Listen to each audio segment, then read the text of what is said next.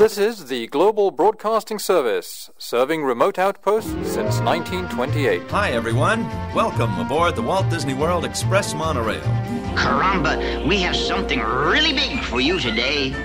Welcome, foolish mortals. Now then, hang on to them hats and glasses, because this here's the wildest ride in the wilderness.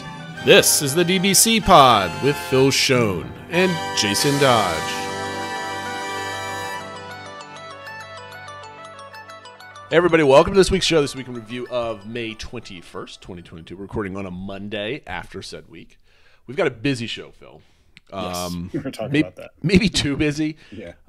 Put some feedback on social media if you think that we just covered way too much or too many segments. I always come up with these ideas. Like, we got to talk about this. So we got a new segment today after saying all of that. Look for it later in the show. It's called Ask Me Anything, where Phil and I ask each other one question and blindside each other with said question. And you have to answer it. So that should be fun to see what we each come up with. Mine is pretty tame, but I suspect if we keep doing this, it might get crazier and crazier. Yeah, that's what, I'm waiting to hear like what yours is before I think of mine. So yeah, it's not start tamer and go. It's not a crazy one, but I thought of crazy ones. I'm like, no, not for the first one. We'll slow play this. That being said, one of the things people were talking about just today was people are guessing whether it's on WDW Magic, whether it's on Discord, whether it's on Twitter, everywhere that big Disney fans go. Is they're asking what is their prediction for the individual Lightning Lane for Cosmic Rewind? Yep. Phil, do you have a guess? People are averaging around $15, which is the max for Rise. Are we going hot? Is that under or over for that number? Or are we pushing? So I first saw this on WDW Magic. They had an actual poll, and by far the two most common answers are 15 or 20. So actually the number one getting was 20. So they think they're going to raise the price. Right now, the maximum is 15.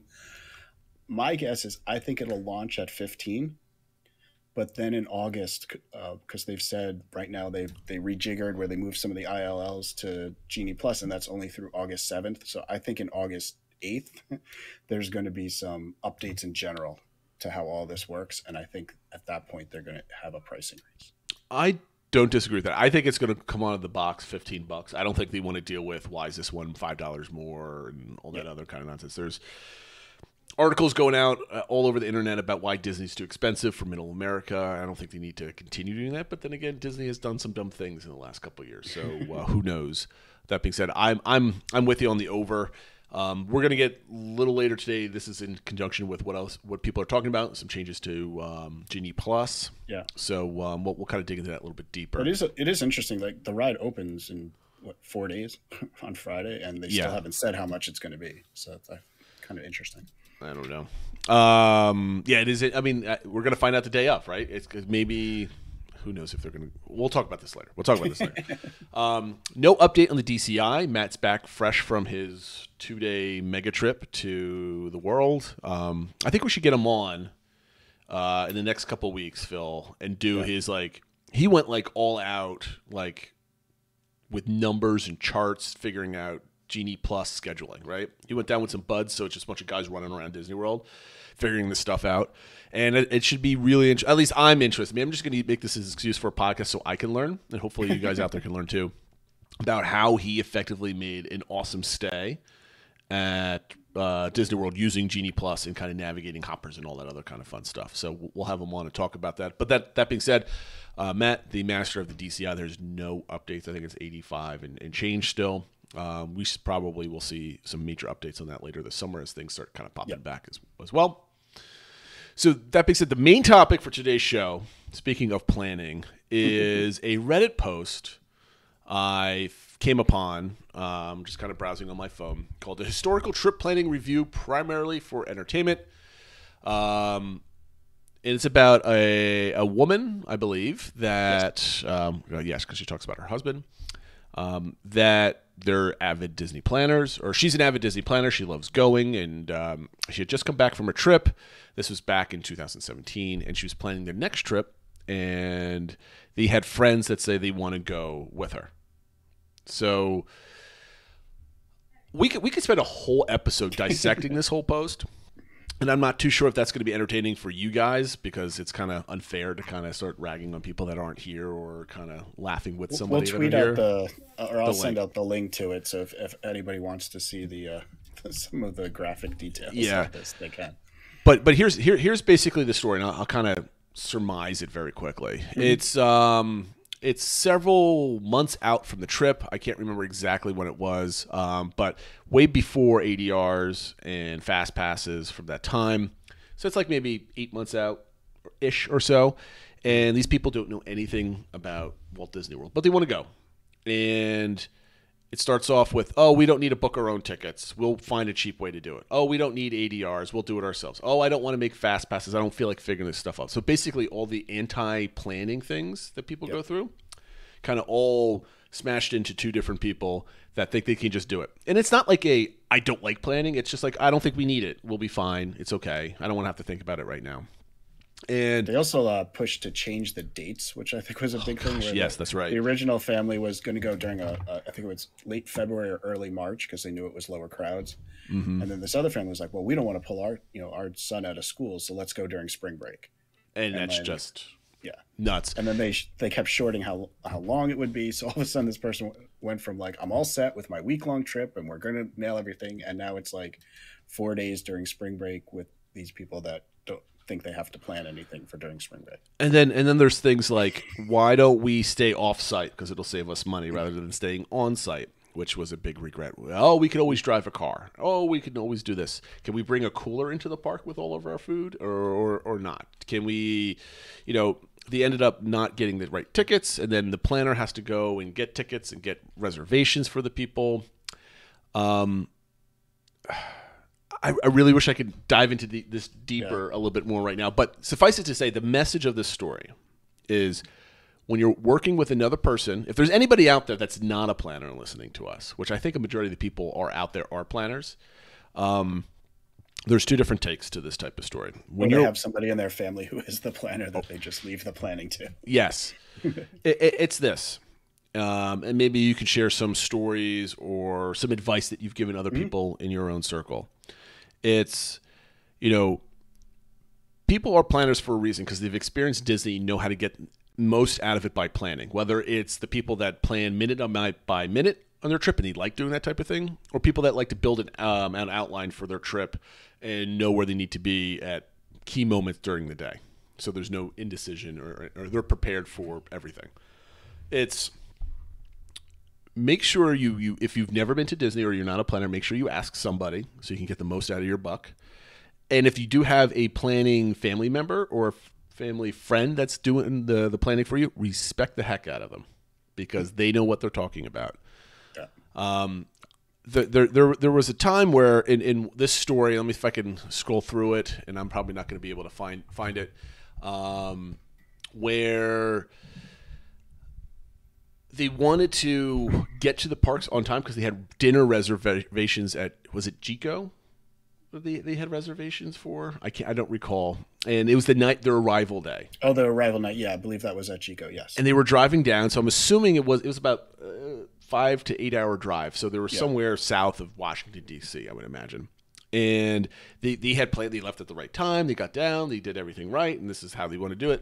And if the family that was joining them just kind of was messing around, they didn't have everything ready, and they got there, they were going to be super late, and then the poor woman had to reschedule the dinner, and she did it because she's a champ.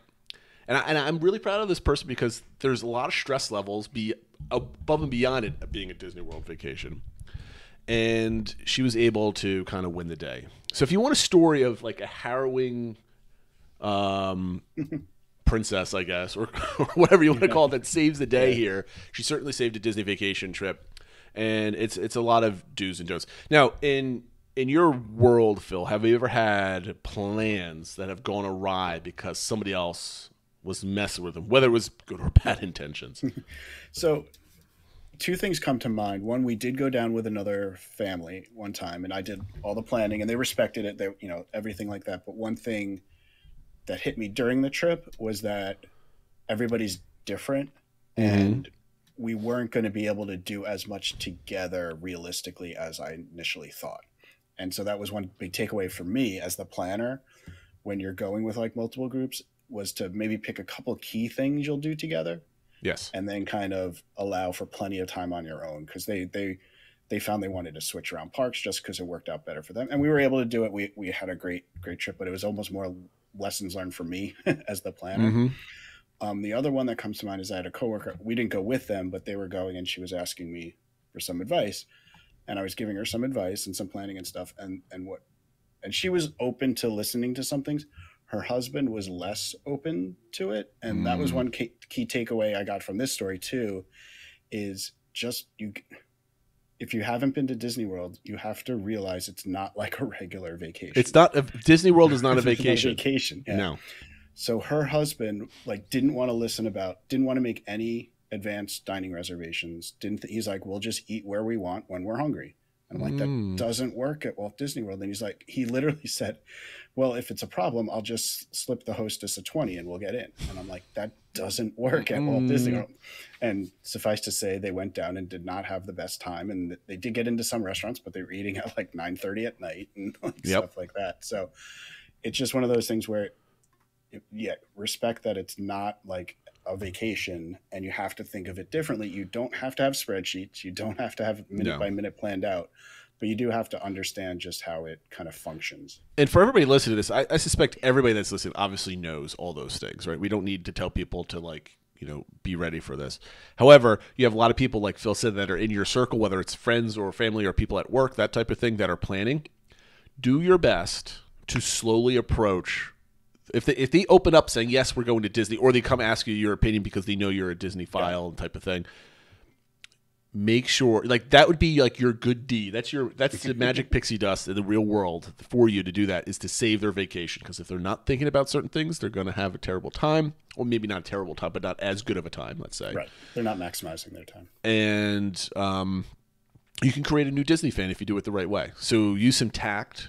Don't try to muscle your way in there. The woman in the story did not, she put her foot down in certain situations, but she also went with the flow in some others. My own personal story, I was the other person on the side of people that had no idea what I was getting into when we first went down with my sister, 8 years ago.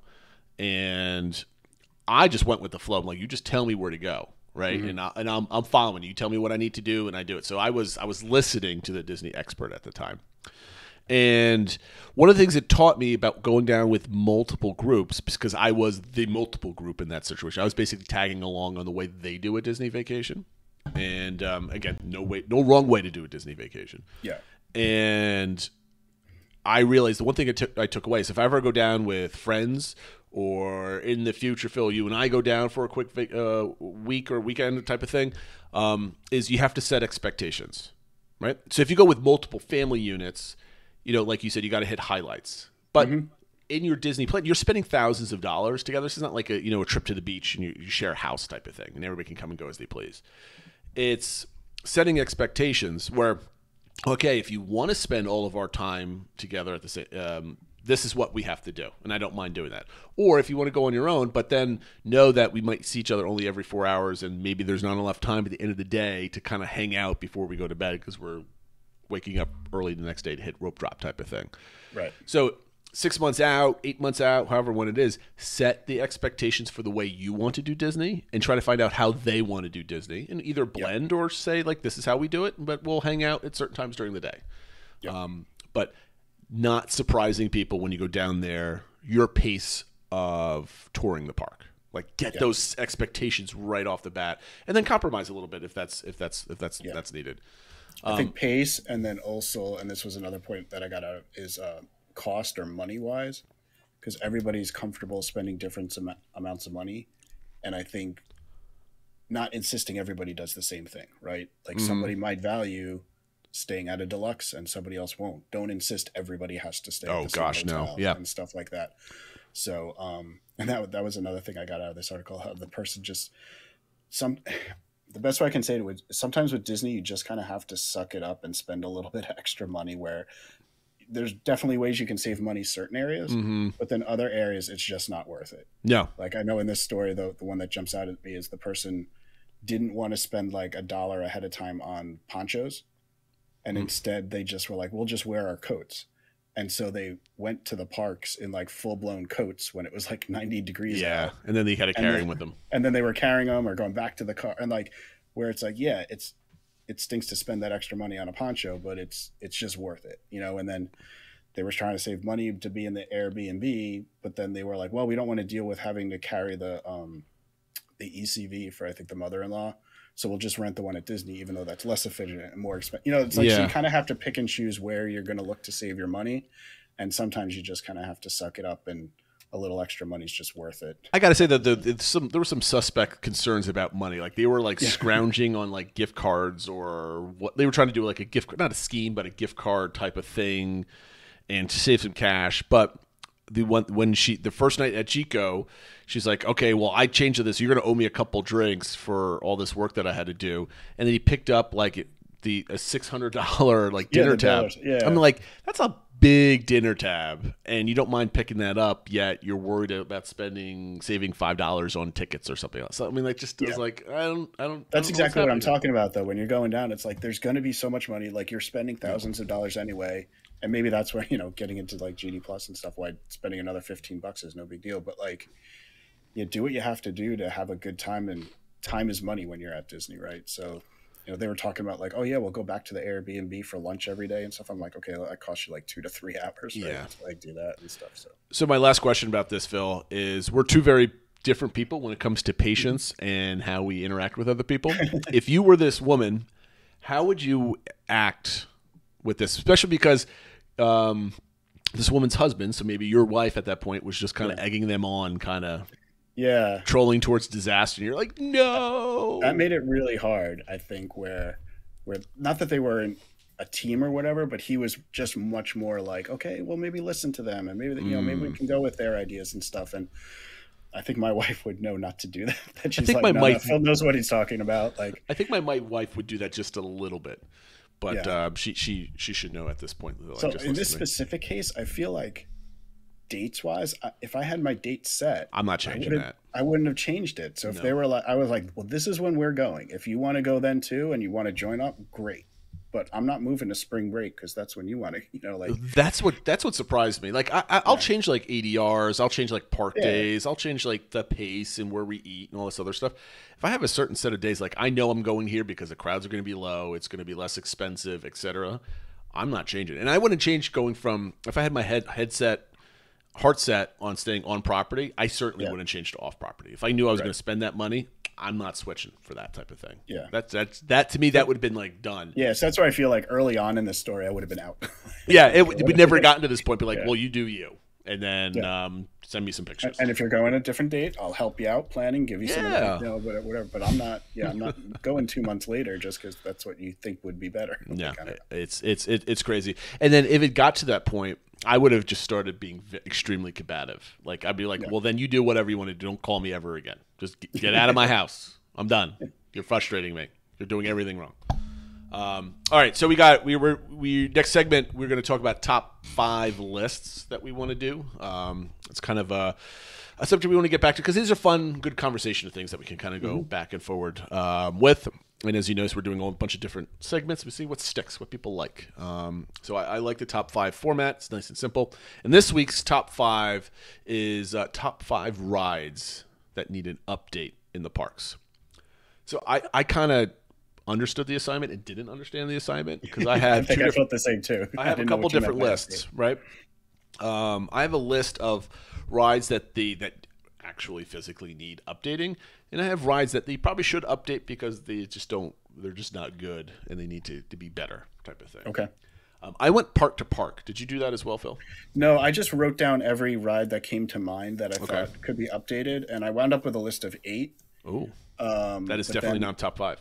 Yeah, so I took 3 out as ones that were more. I think we've probably talked about them a little bit, and it's more of a changing the IP to like a completely different ride versus just making updates. So I went my list of 5 is rides that largely would be kept the same, but should be updated to be better. Sure. What do you got? Go ahead. We'll do yours first. All right, so I'll go back low to high, starting with 5. My number 5 is Peter Pan's Flight. Okay, why are we updating that? So I do think they need to update the Native American scene But even beyond that, I think while the larger ride system is a great system, just a lot of the animatronics could be better. There's just more enhancements could be done. I know they've made a lot of updates over the years to the one. It's just not a good ride in California. I think it's just a nostalgic ride, and it should exist. But I think you could make like a 21st century version of it. You know, I've listened to a couple different podcasts or read a couple of different articles within the last 2 months where they talk about like underrated and overrated rides. Matt's podcast was one of them, and they all agreed that it's an overrated ride, but everybody comes back to it. No, I love it because the ride system is amazing because it's being suspended from the top rather than being a track on the bottom. And I don't get it. I mean, like it's okay. I think everyone thinks about it with the neat effect of flying above London and how London gets smaller and stuff, and how they kind of maximize. I'm saying it's not that. bad, but it's just. But after that, it's kind of just like any other track ride. Yeah, I mean, like to me, it's just like that's not like, oh, this is absolutely amazing that I need to wait 2 hours to get on type of thing. All right, what's next? What's next on your list? So number 4, I said Soarin'. Okay, interesting. Because I know that had been updated, but I don't think it was done as well as it could be. There's obviously, not every seat is equal. And you get the Leaning Tower of the Leaning Tower of Eiffel Tower. So I think it just should be, they should fix what they didn't come out well. And the other thing I think they should do is create additional scenes and then randomize it like Star Tours is. Oh, that's interesting. Every time you don't go on, you don't know exactly which ones you'll see. You don't know what order and stuff like that. But I think, updating it like that, and then every now and then you could add in a new scene and stuff like that and keep it fresh. So I really like the ride. I like the ride system, but I think the update wasn't as good as it could be. And it's a popular ride, and just make it better. Okay.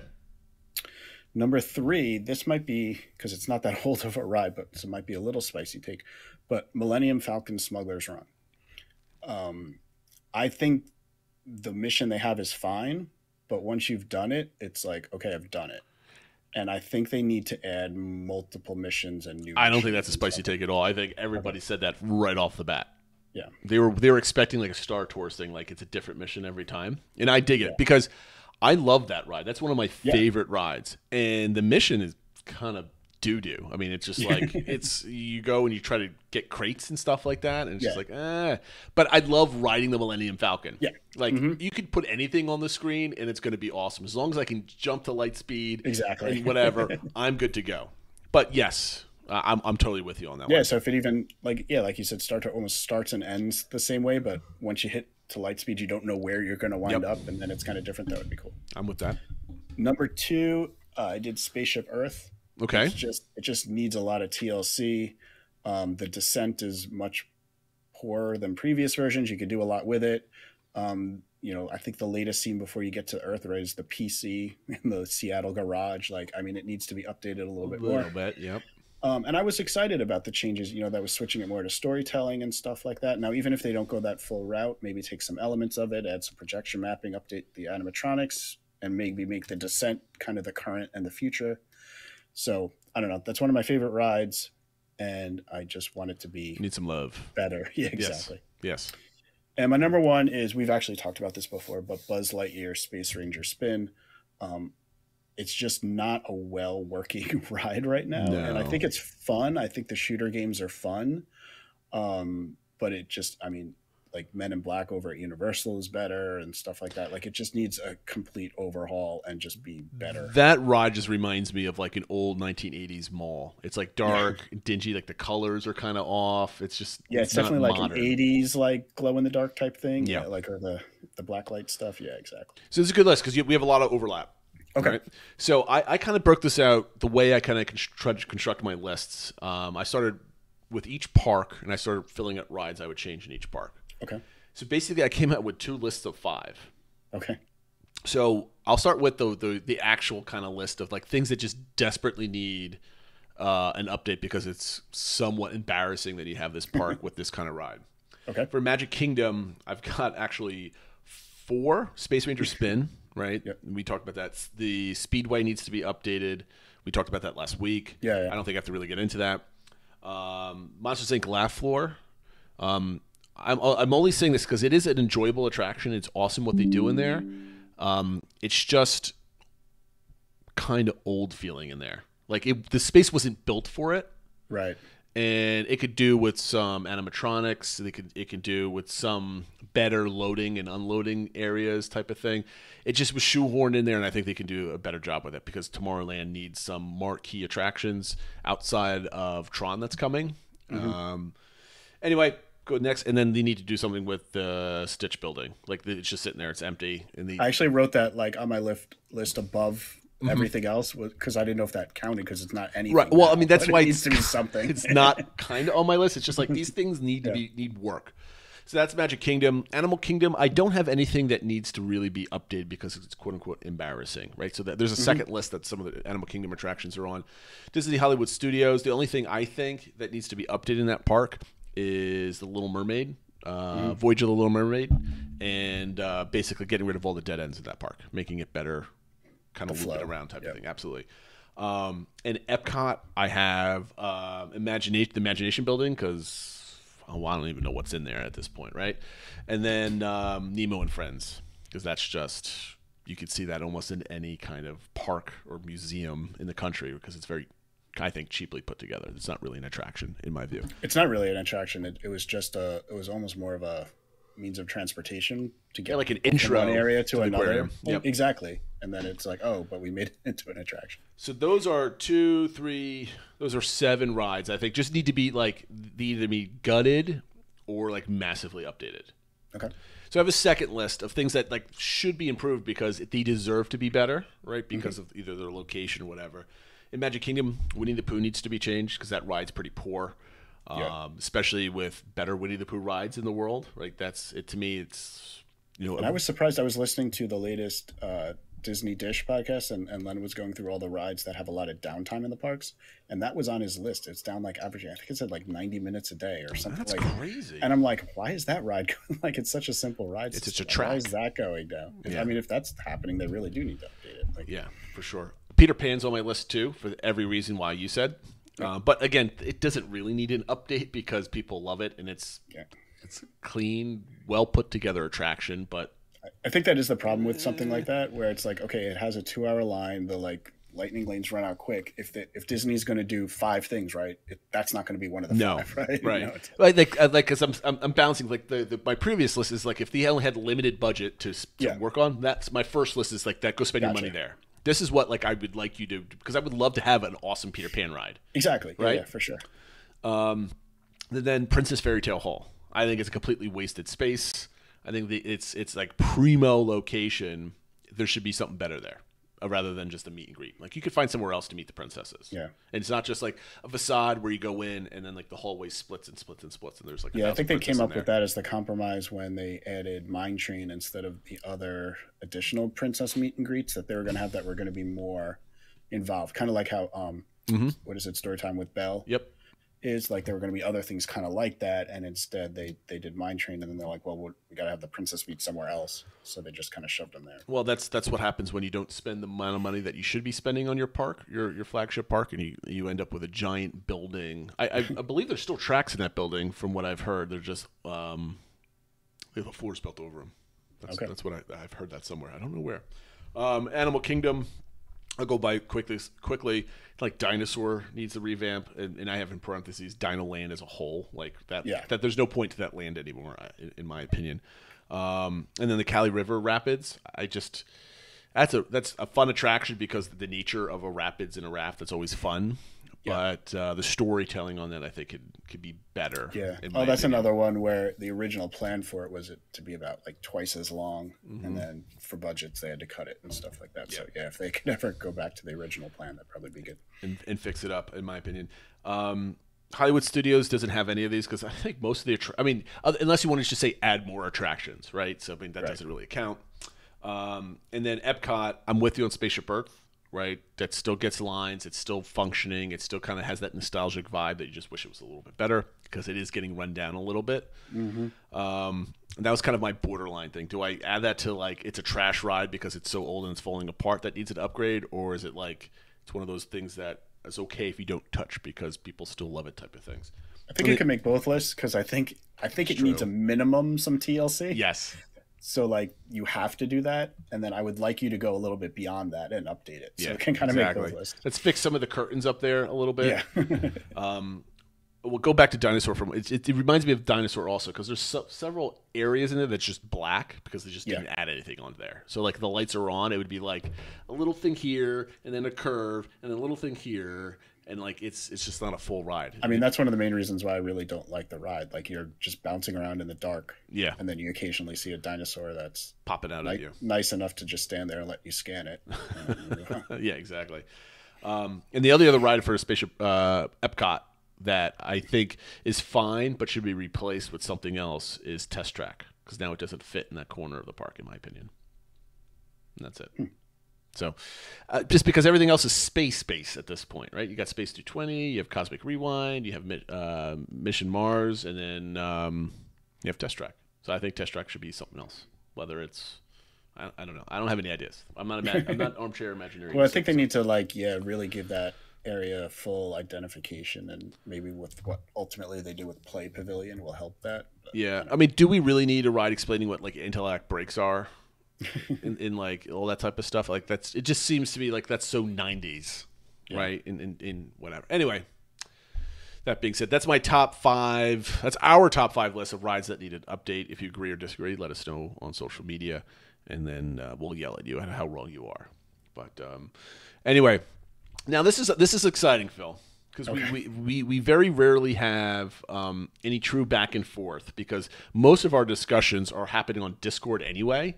Even though we don't know that it's going to be on the show, it happens to be on the show regardless. Or we probably had a similar conversation 6 months ago and our opinions haven't changed. This segment's called Ask Me Anything. So Phil has a question. I have a question for Phil. We don't know what we're going to ask each other. And we're going to put the other person on the spot, and they have to give a good answer. If the answer is not good enough, we're going to make each other answer it some more. So we need satisfaction on this. Phil, would you like to receive your question first or ask your question first? I guess I'll receive to kind of see, since this was your idea. So okay. Go first. This might be, now I feel bad because now I'm building this up. This might be a boring question, right? But this is here's the question. It says if you had to convert one moderate resort to a deluxe resort, which one would you do, and how would you do it? Ooh. See, this is not like a personal one, or like if you had to drink 30 beers in one country, which one would it be type of thing. Now, this is moderate to a deluxe. Which one would you change? I think the one I would change is Port Orleans. Probably, I don't know if I would do French Quarter or Riverside, because I think Riverside could use some updates with those mansions. They're kind of a little bit in bad taste at this point. So maybe you could change it into something a little bit more appropriate and make it more of like fit in with the bayou and kind of like bigger buildings and multi-room things and improve the restaurants and make it there. And then I got to figure out some way of having a different form of transportation from there to the parks. Maybe French Quarter would be easier. I mean, I think New Orleans is great. There's a lot of high-end stuff in New Orleans, a lot of high-end restaurants and stuff like that. You could have more live music and things like that. I think that kind of fits itself to be more deluxe. I think that's the way to go. Yeah, so I think I'd do French Quarter now that I think about it. Yeah, I think if you pop it on your idea, if you take the whole French Quarter and just basically kind of line everything with shops, and maybe it's all one restaurant, right? But you have different things, like you could stop kind of like a food booths at like Food and Wine, and then have drinks that you can get and just make it feel like Mardi Gras, like all the time type of thing. And then maybe like a real Bourbon Street area type exactly. Thing, and then kind of have, not that they would have like parades every day or anything else like that, but like you could do a lot of branding and be tasteful about it, right? Of course. Oh yeah, for sure. And then it could be like basically a party resort almost, and I think that would really kind of catch on. Actually, I like that one. That's a good. And then idea. you have the boats down to Disney Springs and stuff like that. Yeah, add musicians to the boats and stuff like that. That'd be cool. Because when you think about all the other deluxes, right? So you have the Monorail deluxes, right? That's obvious why they're amazing to stay at. Fort Wilderness is just really probably the best themed deluxe out there, in my opinion, just from like the lobby and the looks of the place. You mean the Wilderness Lodge? Wilderness Lodge, excuse me, yes. Riviera is just kind of super fancy, I guess. I've never been there. And then like Yacht and Beach Club have the amazing pool. That's like the draw. Boardwalk is like super close to Epcot, and it's got restaurants and all this other stuff. So that's like the draw. like Old Key West and Saratoga Springs aren't really. I mean, a They're lot more of people. they're DVC and large, Right. like large accommodations. That's kind of the big I guess that's draw the draw. for them. So we would have to come up with a draw for Port Orleans, and I think if you could do it without trying to overshadow Disney Springs, right? I think that you can't do that because you don't want like people just coming to the resort to party, right? So it's got to be a little bit more low key than that. I think now that I'm thinking about it. But I think the some cool activities and some like stuff like that might attract families to kind of come down and I like the idea of like booths and outdoor things, like different bars and stuff like that. Mm-hmm. But I also had some high end restaurants and just a lot more musicians. You know, when you're in New Orleans, there's like musicians on every corner and stuff like that. So I think I'm down with that. All right, so what's your question for me? Ask me anything, Phil. So the question I thought of was, would you be willing to move to Florida if you were able to? Kind of job wise and family was supportive of it and stuff like that, or are you not ready to make that move? You like still it being like a vacation place? That's a good question. I probably would never move to Florida because I can't stand the heat for 8 months out of the year. That would be like the main, like in a dream would I love to be near Disney and get an annual pass and be able to hop over with my family Friday evening or afternoon or something else. Yes, that's great. That's, everybody's dream is easy access to the parks. But the realist in me says, I don't think I want to survive that type of humidity and heat for 7 months out of the year and just being just hot the rest of the year. I like my cold Christmases. Being from the Northeast, I kind of dig that, right? I don't know if I can get used to palm trees at Christmas time. And I'm very cognizant of the fact that if I go to the parks like every week, because if I lived in Orlando or near Orlando, I'd be in the parks every week, whether it be at evenings or whatever. I'm afraid that would lose the magic, so to speak. What is it?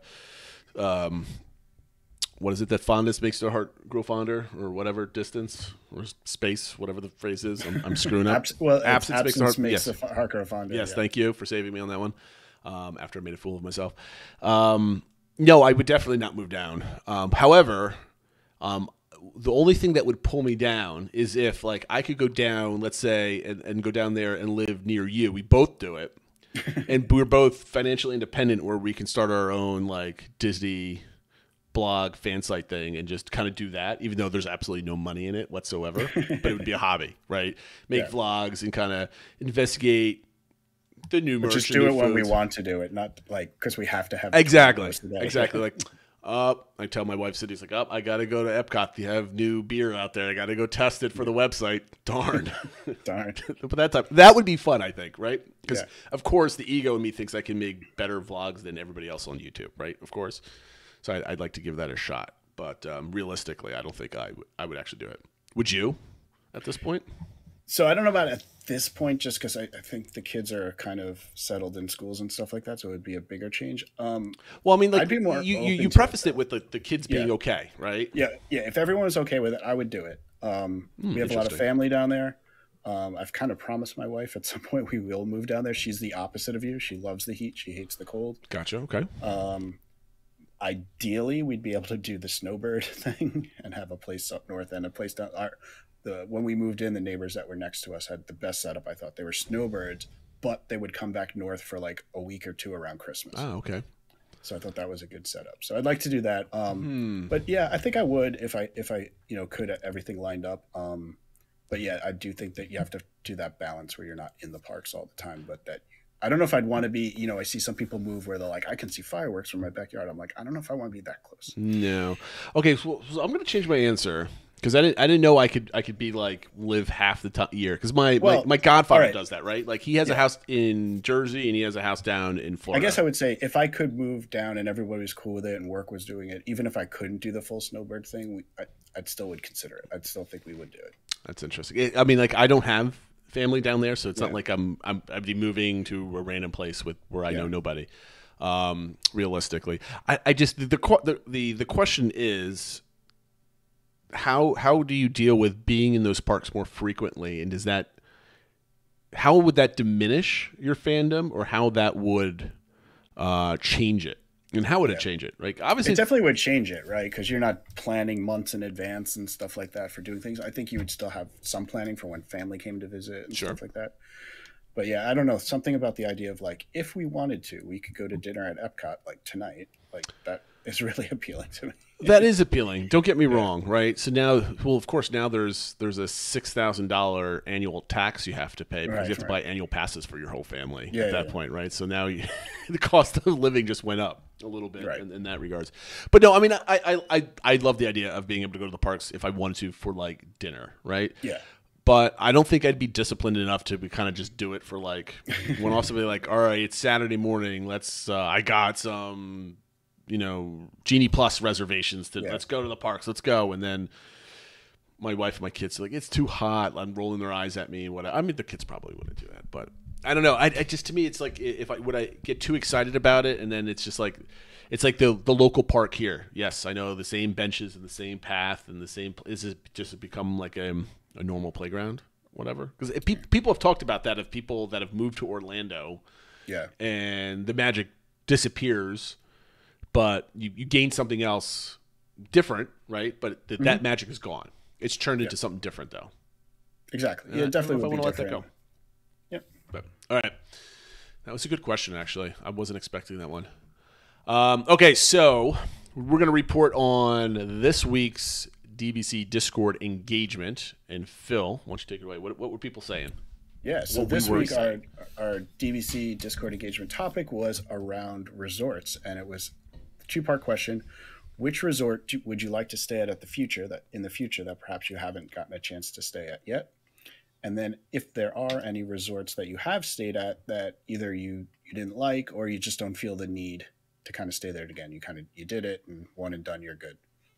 So do we want to give our answers first or give the... Yeah, our answers are the same, dude. Like I thought you like accidentally typed my answer into your space, but it is. So what was your answer there? So I mean I do really want to stay at the Polynesian at some time, although it kind of hit me that a lot of the things I like about the Polynesian we do anyway just by visiting there, right? Like during a trip. So then I kind of changed mine to either doing the beach or yacht club because I do want to have some time at the pool there and just being close to Epcot and all that sort of stuff. And the other thing I'd like to do is Wilderness Lodge during the holidays, just for how decorated it is for the holidays. I'm with you. Like those are my bucket lists, right? Stay at the, when we launched this event, it was basically like staying at the Polynesian is cheating. No one can say that because everybody wants to stay at the Polynesian, right? But beach and yacht club for the pool. I'm with you on that. And my ultimate bucket list is Wilderness Lodge at Christmas. I think that would be awesome, even if I can stay there for like 2 nights or something else like that. And generally, it's not too expensive compared to all the other deluxe resorts. It's kind of in the middle of everything, where like Grand Flow might be $800 rack rate or $900 rack rate. The Wilderness Lodge is usually somewhere between the high 4s and the low 6s, if I remember correctly. I mean, there's a lot of different variations, but generally you can get a room there for that. Is there any resorts that you would not go to ever again? Yeah, so I think I mentioned this last time that we have stayed at the Contemporary, and while I liked it, and it's really neat to have done it, and we had a theme park view and all that sort of stuff, which, by the way, the balconies aren't covered at all. It got really hot out there.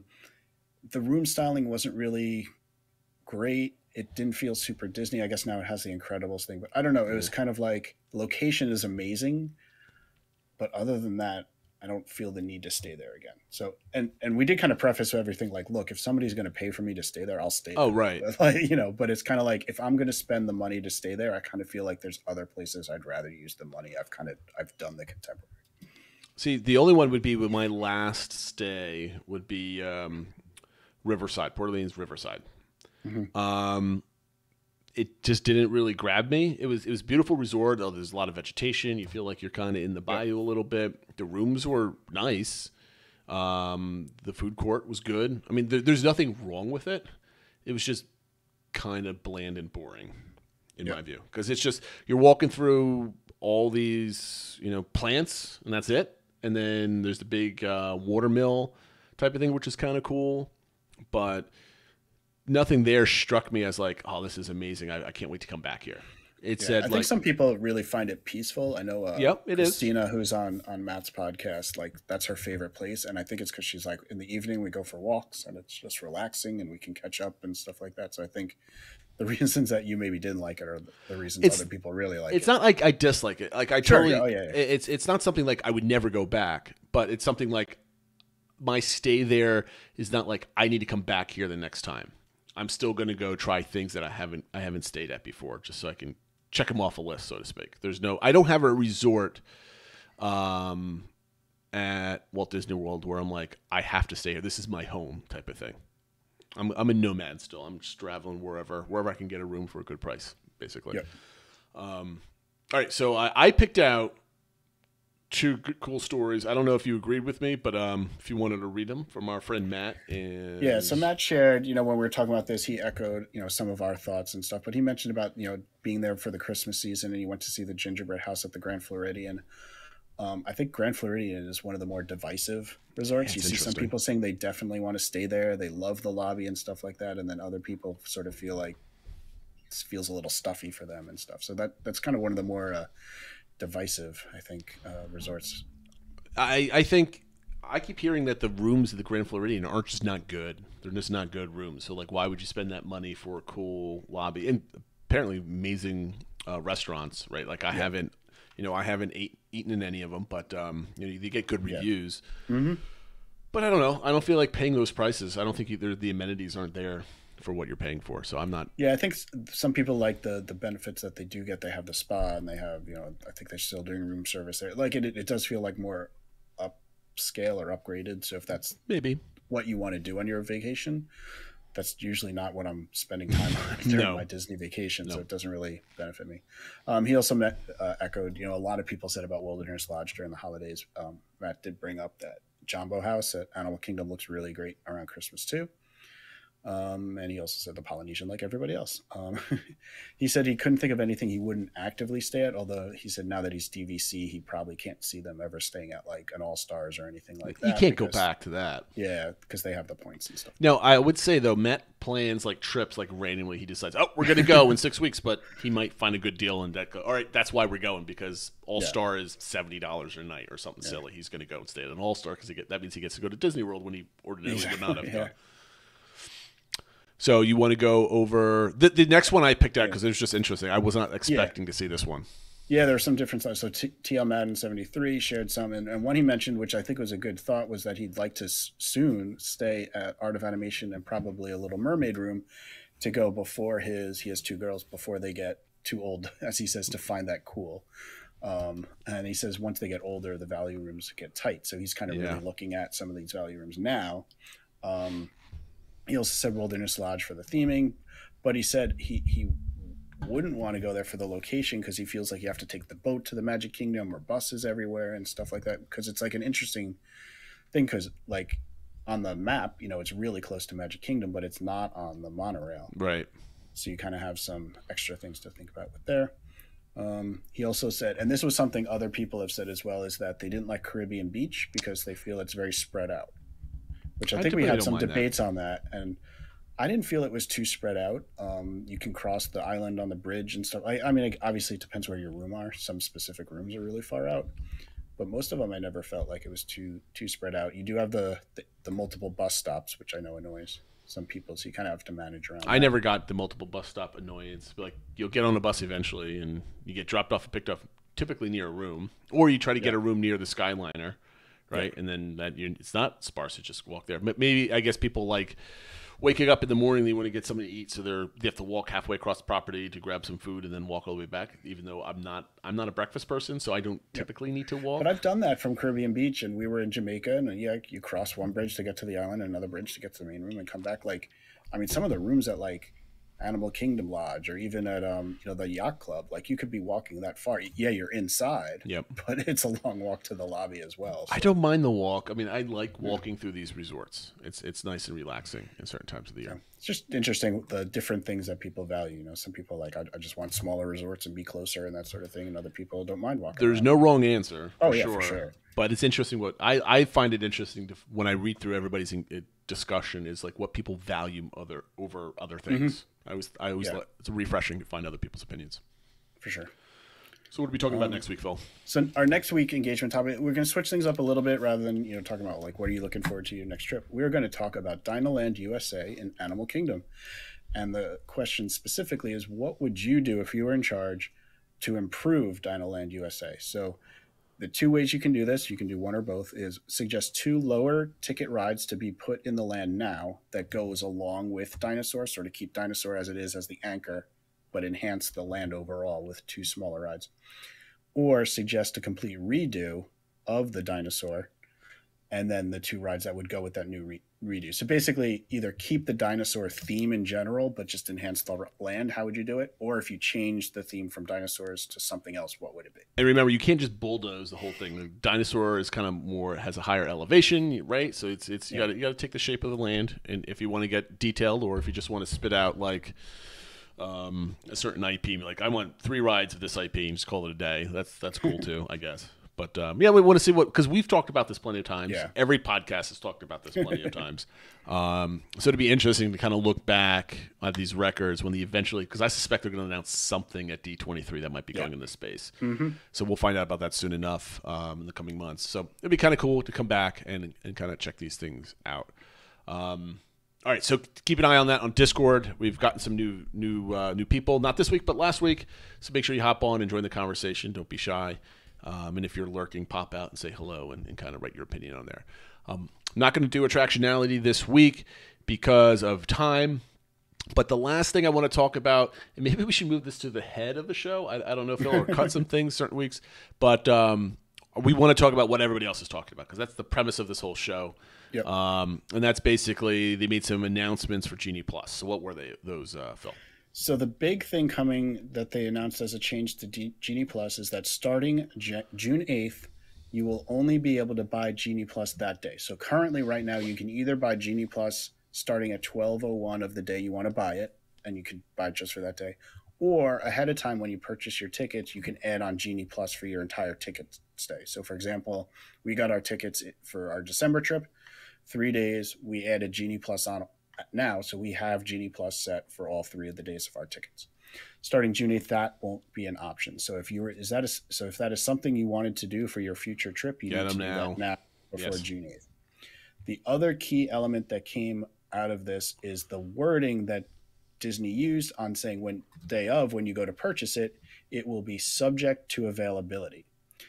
Currently, there was no limit on how many people could get access to Genie Plus. There were obviously limits to slots for selecting your lightning lanes and stuff like that, but everybody that walked through the turnstile could theoretically have gotten Genie Plus at any time of the day too. And at any time of the day, that's true. You could decide at 4 p.m., hey, I want to buy Genie Plus. I don't know why you would do it at that point, but you could. And now they've added. So we don't know exactly what that means. If it's just they're going to see how the day goes and at some point cut it off, or if they're really going to limit it and maybe add some more value to it because now there's fewer people that have access to the system. So my initial impression of this, Phil, was 2 different things. The making it buying the day of is not going to do a darn thing, right? I don't think that's going to change much. However, the wording subject to availability is what's going to impact us, right? Because there's 2 different things you could do. You can either allow anybody to buy it at any time, but make it so expensive it's prohibitive to everybody buying it. Or you limit it so there's only a certain amount of people buying up the slots at any given point. So it depends on what that quote-unquote availability is. Is it 10% of the people walking through the gate? Like if you're expecting 50,000 people that day due to reservations, you're only allowing the first 10,000 people to buy it. So I guess there's going to be some kind of algorithm that they're kind of basing off what that availability is. My second thought here is, Phil, are we going to have multiple thresholds of when you have to set your alarm for in the middle of the night and early in the morning? Do you have to wake up every day at 12:01 to buy your Genie Plus? Because if you do it at 7 o'clock, it's going to be sold out by that time. Yep.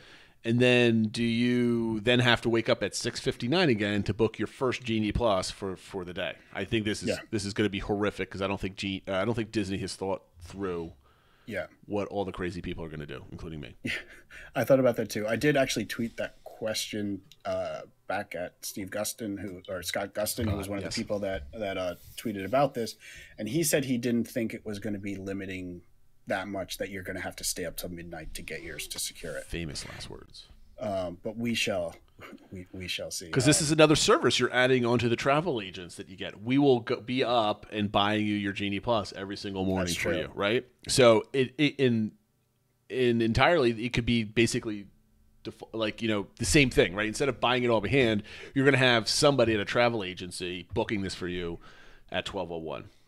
And yep. I guarantee you there's going to be somebody's going to develop a script in order to do this. So they just have to hit a button and it goes off automatically. Somebody's going to find a way to do that. So it's almost, if not automated, nearly automated to do it. Or you're going to have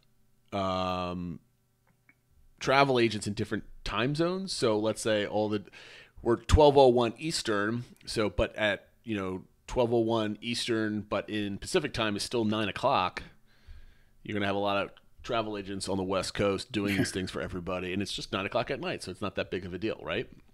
So I don't know, Phil. I don't think it's going to really do anything. I mean, you're going to get less people buying it, right? People are just tacking it on and either forgetting they're having it or barely using it. Yeah, that's definitely one of the comments was people were like, "Oh, I guess, you know, whatever, my trip is $7,000 or it's $7,200 or whatever, you know, just tack it on and then I got it, and whether I need it or not."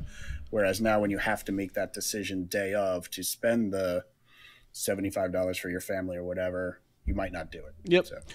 It's going to be interesting to see if that actually does anything. Yes, you're going to get less people, but is that a significant amount of people that do that? I think people are going to go and not realize that it exists, right? Because it's not added on. They're going to go show up and they're going to see these lightning lane things, and they're going to find out that they can't buy it because it's sold out for the day. Because maybe they're not rope droppers. They show up at, I don't know, 10:30 in the morning, right? And they say a lightning lane. I'm like, oh, how do I get on there? Well, you have to buy Genie Plus. They go buy it, unavailable. So why isn't it available? Well, it goes on sale at 12:01 in the morning, and you got to be up to get it. And then they're going to get extremely angry at that. Yeah. So that's gonna create a whole other realm of issues. That's true. I mean, I think a lot of people are complaining now when they're buying it and only getting on one good ride and two whatever, but like now people complain about something else. But clearly it's a sign that Disney, you know, recognizes it isn't working as is. It's a problem. This is probably just the first domino to fall, and there'll be more changes to come. They should just make it so as soon as you enter the park, that's when you can purchase it. That's the only way to do it. And the people that stay on site get in the parks a half hour earlier, and then they get to buy it before everybody else. Yeah. And then you also can't book your first lightning lane until you got into the park. Or you say you can, on-site guests can purchase it at 8 o'clock in the morning, an hour before park opens, or whatever, pick a time, right? And you don't have to be in the park to do it. That's your benefit for being, you know, a resort guest or on-site guest rather than, you know, a daytime. It does make me think, well, there will be, if it is really limited to the point that it's selling out even before the park opens, will there be some benefit to on-site guests? Because if I'm paying $800 a night and I can't buy Genie Plus, like I'd be pretty annoyed. But, well, that'd be my first complaint, because if I'm spending $800 a night, I certainly don't care about spending an extra $60 or something for my family of four for the day at that point. And because when you say it deluxe, you're like, I'm paying you this much money. You feel entitled, right? Yeah. And you should feel entitled spending that much money per night at a premium. You know, you should. They're going to have to start adding it into packages for rooms. Something. It's going to have to be something, right? Because if you're paying $800 a night and then somebody else is paying $120 to stay on off property, and they're able to buy this and get on all these rides, and you're not able to because you didn't. I don't know. They got to do something with that time. That time's going to screw everybody up, and it's just going to be. We don't know all the details yet, so we're speculating. I certainly think it's going to be 12:01, and it's going to, because they're not going to change that code, right? They're going to kind of mess with that, for sure, right? They're just going to limit how many people can get it, and they're going to limit. They could basically they're going to flip a switch in the booking process of not offering it anymore. That's easy thing for them to do. Mm-hmm.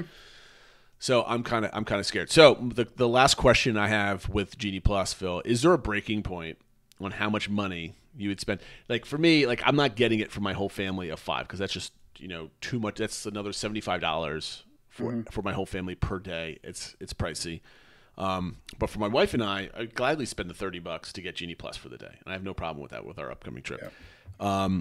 Is there a threshold for, let's say it's just you and your wife going down? Is there a threshold for you and your whole family going down? Is when Genie Plus becomes too expensive for you? It's a good question. I think, all this stuff is really pushing me to do shorter trips that are going to be more money per day. I mean, that's what we're doing in our December trip. We're only going to the parks 3 days, but we're getting Genie Plus all days. We'll probably buy individual lightning lanes all day, and we're just going to maximize what we get done in those days.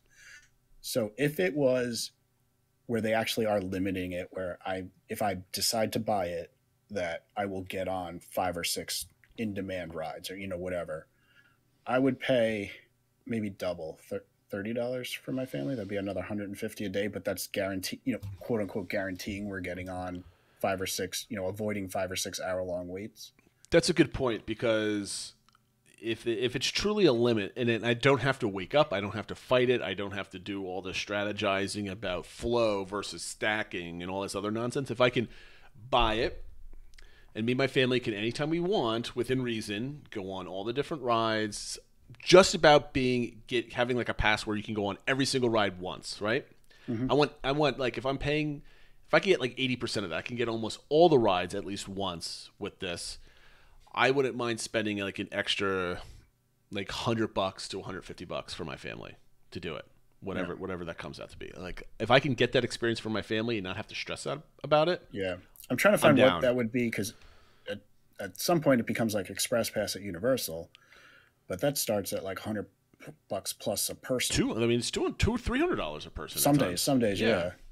And so, like, I mean, Disney would have to charge at least that much for something comparable. So it's like, I'm not. That's paying. A VIP tour at that point, though. Yeah. So it can't be that much where you're getting on like every ride without some work. Remind me, is Universal unlimited rides or just one ride per ride? They have 2 level passes. Right. The lower level is once per ride, and then the upper level is unlimited. And the deluxe or the premier resorts, it includes the unlimited version. Mm-hmm. I would,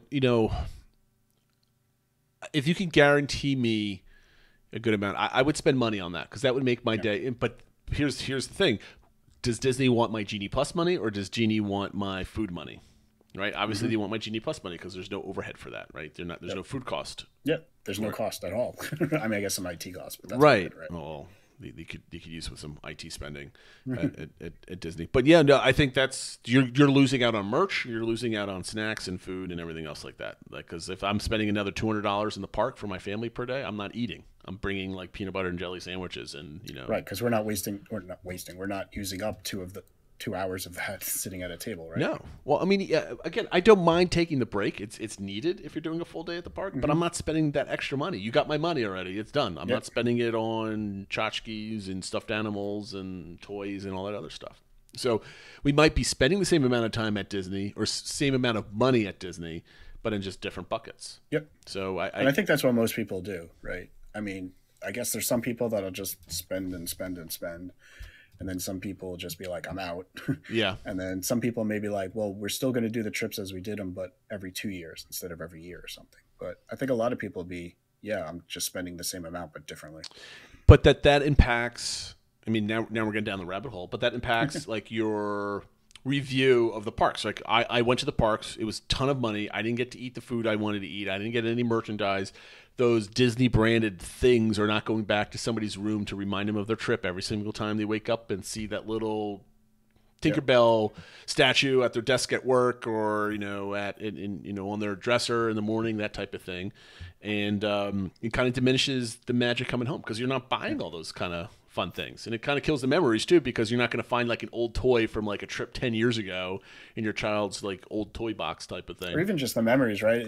How often do we talk about our favorite memories from trips are usually unplanned little things that just happen. If you're just going from ride to ride to ride to maximize that extra $150 you spent, are you allowing yourself to absolutely for those unscheduled memories, unscheduled magic? You're gonna be chasing that run. I mean, but again, like, I think you might still get that, actually, to give the benefit of the doubt to Disney, because let's say at Hollywood Studios, like, if you could guarantee fast lane, you can be done in the park in 4.5 hours, right? Yeah. And if the park's open for 10, you still have 6 hours to wander the park and do other things. So I think you still can get that magic. That's assuming if they do it right, where like it's not like I need to get all my lightning lanes done before they sell out for the day, right? Like that's like you're guaranteed 8 out of the 10, no matter which ones they are, and you can leisurely plan your day and do it whenever you want. If you want to do them all in the morning, all at night, or every hour, you can do that if you want to. I mean, I think that would be fair for the price that you're getting. Yeah. But the thing is, I wouldn't be doing any character dining, which almost all of my memories are from. Yeah. Right. So, it'd be interesting to see how Disney does things, because I think these changes are just the start; they're not the finish. Oh, for sure. They know there's things are broken. This isn't relatively easy change. They'll see what the impact is, and like I said, I think that date in August we'll be seeing more changes. All right. Okay, we're going to wrap up this week's show. Tell us what you think about Genie Plus online and on social media. Join the Discord server if you haven't already, and join the weekly event. I think it should be interesting to see what people are going to do with Dinoland. What ideas people come up with, for sure. Yeah, it's gonna be a lot of fun. All right, guys, thank you for listening. We'll see you next week, and we're probably going to be talking about Kenobi next time we get around. Oh yeah, because I think we have to do a show for Kenobi. I think so. I gotta watch it. My father and my mother are coming down for the holiday weekend, so we're gonna be watching that. But we'll try to cram in some space and do some hot take reaction to the Sounds good. 20 people that watch those episodes. But they're really fun. It gives me space to rant as if you've been following me around with some of the Star Wars stuff. But that being said, guys, thank you for listening. We'll catch you next time. Take care, everybody. Take care, everyone.